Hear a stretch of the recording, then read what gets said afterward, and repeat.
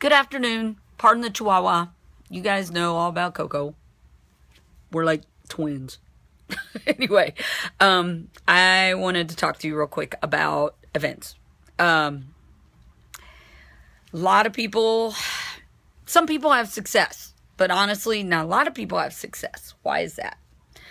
There are a few things that you can control. Certain things you can't control. Sorry, I gotta sit up. The things we can't control are going to be things like attendance numbers, advertising. You know, these are things that are out of our control, are supposed to be done by the promoter, doesn't always get done. Obviously, your job is to try and promote your events as much as possible, even outside of the promoter. Now, things you can do at an event. Don't sit down. Don't sit down.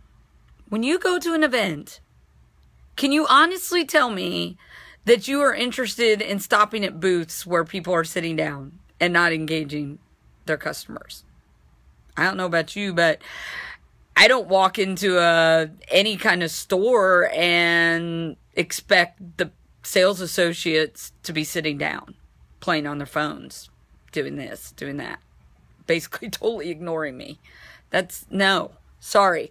Most people that work with me know I might have a chair in my booth, and that's usually under the, sitting up under the table. I stand in front of my booth. I move my booth all the way, or my table all the way back to the back of the booth, and I stand in front of my table. Because I am the one selling. And obviously it's nice to have, products for them to look at and everything. And you do want to have a very nice display. But I'll tell you what. You can do well even without great stuff. My displays have been created over a lot of time, over the last year. And I buy a little here, a little there. Oh, I see this. Oh, look at this tray. This is awesome. I add it, blah, blah, blah. But I take stuff away too. Too much on the table is, well, just too much. So,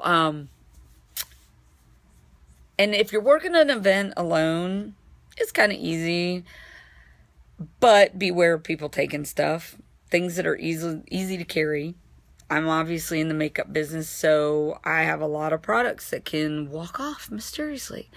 So that's why I actually like working with a partner, at least one.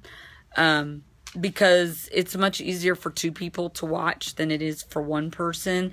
And even if you're both engaged talking to people, a lot of times you can kind of still look and see, even if both of you are talking.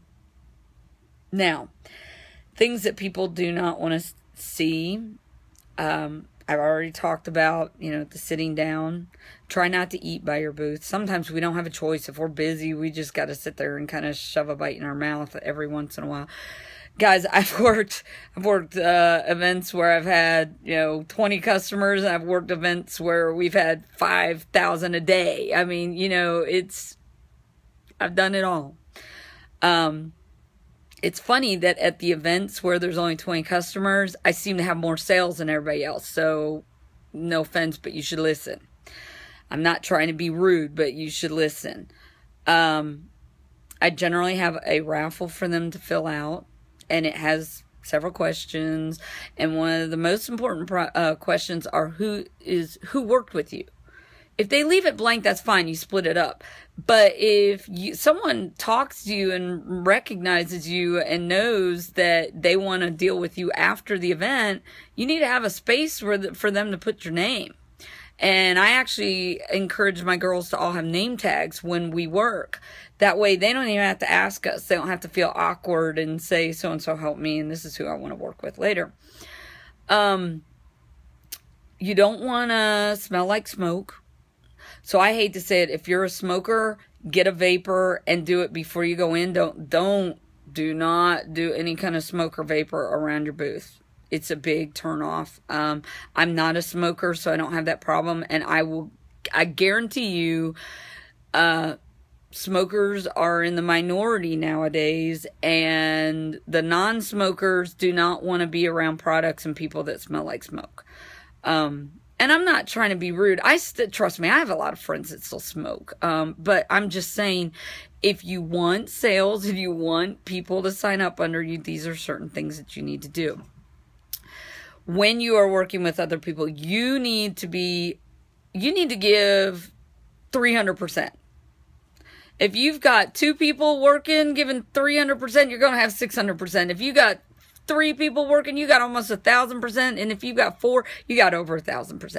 I know that sounds silly, 300%, but you have to be conscious of everybody working. You need to make sure that you're not gone for 30 minutes or more for a break, unless it's been designated. You know, so-and-so takes a lunch break at this time. So-and-so takes a lunch break at this time.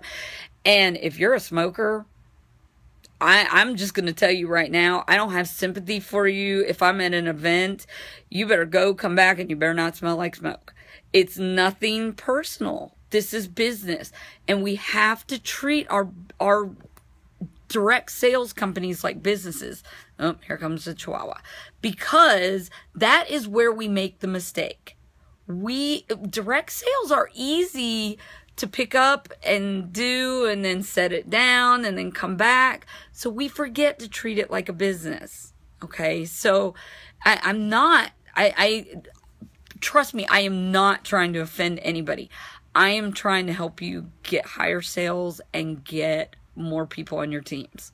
So, so be very conscious of your coworkers. Don't take long breaks. If you gotta go to the bathroom, come back. Stop and look at one booth, come back. Don't, another thing I like to do is I like to take turns and designate who goes to which area and go hit the vendors up, make friends. I'll tell you what, some of my best friends are vendors I met from events. It's pretty awesome. And you network, you buy from each other, you learn about events from each other. It's awesome. So, use your time wisely. There's different ways to do payments, but I'll be honest. Personally, all payments should go through one person. And that should either be the person who signed up for the event or somebody that person designates, if they don't have a good, if they're not comfortable with the swiping and all that. But it should all go through one account. Don't forget to have cash on hand if you have, cash and carry products.